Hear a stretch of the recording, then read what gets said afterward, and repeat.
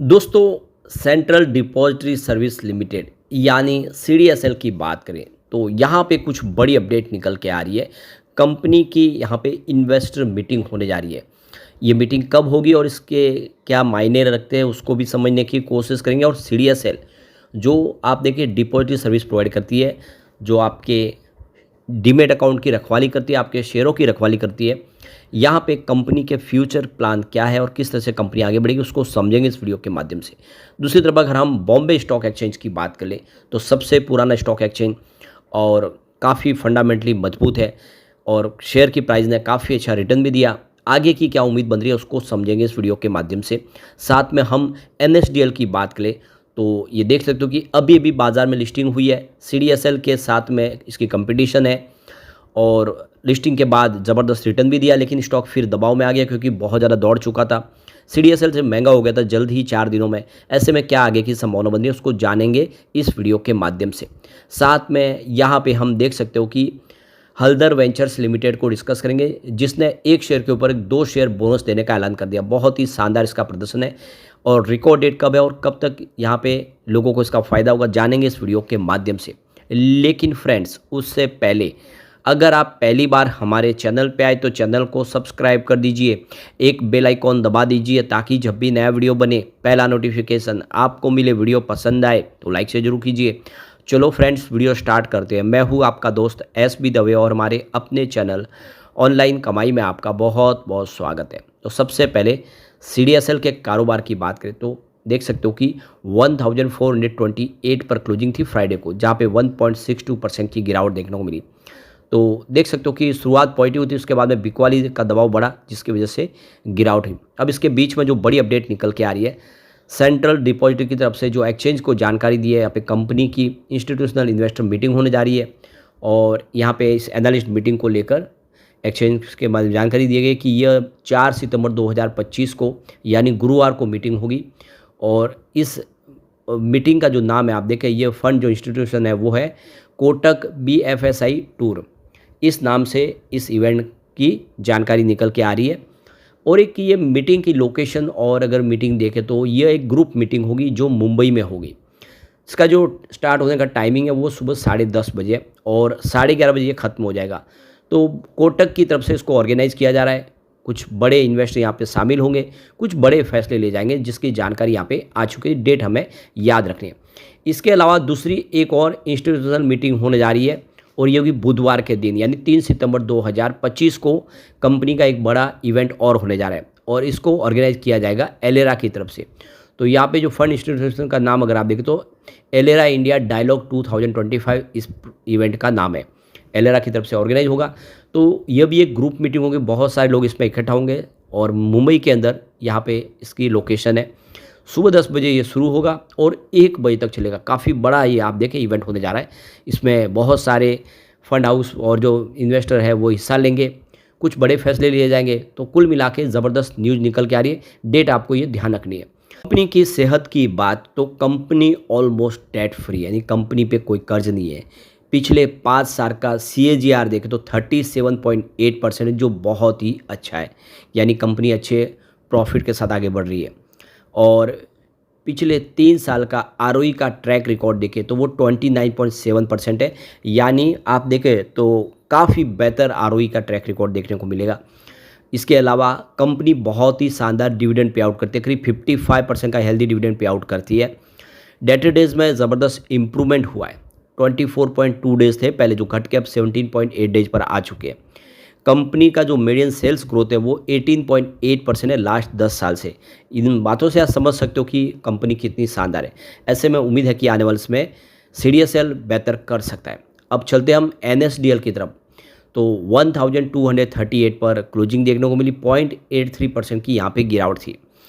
अब आप देख सको कि एनएसडीएल का शेयर देखें तो इस समय IPO प्राइस से 56% ऊपर है, लेकिन अपनी हाई प्राइस से 12% गिर चुका है। तो 1425 का इसने 11 अगस्त 2025 को एक रिकॉर्ड हाई बनाया था, वहाँ से 12.38% की गिरावट हो चुकी है।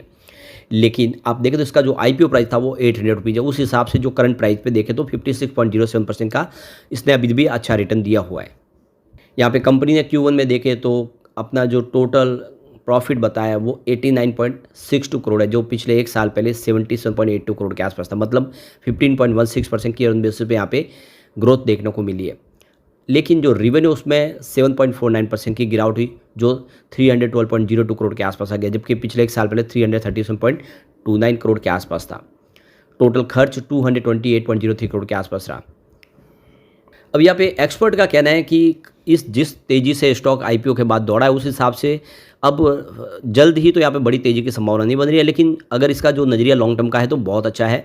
कंपनी के बिजनेस की बात तो लगातार अच्छा हो रहा है, तो आने वाले समय उम्मीद है कि ये और बेहतर कर सकता है। और वो आपके इसके रिजल्ट के आंकड़ों से अच्छे से समझ सकते हो कितना तेज़ी से हर साल इसका रिवेन्यू प्रॉफिट बढ़ रहा है। आप देखिए 2021 में 524 करोड़ का रिवेन्यू था, जो लगातार बढ़ते हुए 2025 में 1535 करोड़ तक पहुँच गया।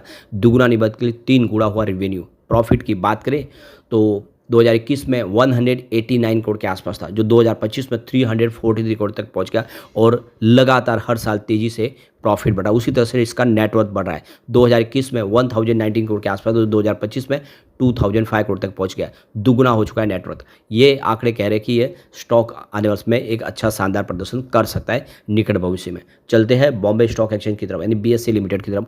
2099 पर क्लोजिंग थी, जहाँ पे 3.64% की बड़ी गिरावट देखने को मिली। फिलहाल FI की भी क्वालिफिकेशन ये दबाव की स्थिति में आ चुका है। अब आप देखें तो यहाँ पे स्टॉक जो देखें पिछले एक सप्ताह में 9.44% की गिरावट हुई है और अपने 52 वीक से ये 30% नीचे ट्रेड कर रहा है। यानी अपना 52 का जो हाई बनाया था उससे काफ़ी नीचे है। हालांकि पिछले एक साल में इसने 127% का ज़बरदस्त रिटर्न भी दिया है। कंपनी का मार्केट कैप 85,437.38 करोड़ रुपये के आसपास है, ये 29 अगस्त 2025 के हिसाब से। Q1 फाइनेंशियल 2026 में कंपनी का जो प्रॉफिट है वो 539 करोड़ के आसपास रहा है और EBITDA 723 करोड़ का रहा है। डिविडेंड के फ्रंट पे देखें तो BSE ने कभी निवेशकों को नाराज़ नहीं किया। मई 2025 में 900% का फाइनल डिविडेंड दिया, यानी 18 रुपये प्रति शेयर के हिसाब से ज़बरदस्त डिविडेंड दिया है। इसने डिविडेंड से लोगों को मालामाल किया। वैल्यूएशन प्रीमियम पे फिलहाल P इसका 53.6 का और PB रेशो 19.39 का। FI की होल्डिंग यहाँ पे बढ़ी है, 16.78% की होल्डिंग थी पिछले क्वार्टर में, जो बढ़कर 18.14% हो चुका है, यानी काफ़ी अच्छा निवेश बढ़ा है। जबकि म्यूचुअल फंड की होल्डिंग कम हुई है, 19.19% के आसपास आ गई है। यहाँ पे सबसे जो अच्छी बात है, कंपनी ऑलमोस्ट डेट फ्री है और काफ़ी अच्छे क्वार्टर रिजल्ट दे रही है लगातार।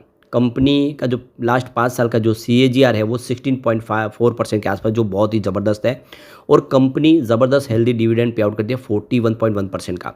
इससे आप समझ सकते हो कि इसकी सेहत वाकई अच्छी है और आने वाले समय उम्मीद है कि ये बेहतर करेगा। अगर हम इसको कंपनी के प्रॉफिट रिवेन्यू को देखें तो बहुत तेज़ी से बढ़ा है। मार्च 2023 में 925 करोड़ के आसपास था, जो इस TTM 3443 करोड़ तक पहुंच गया है।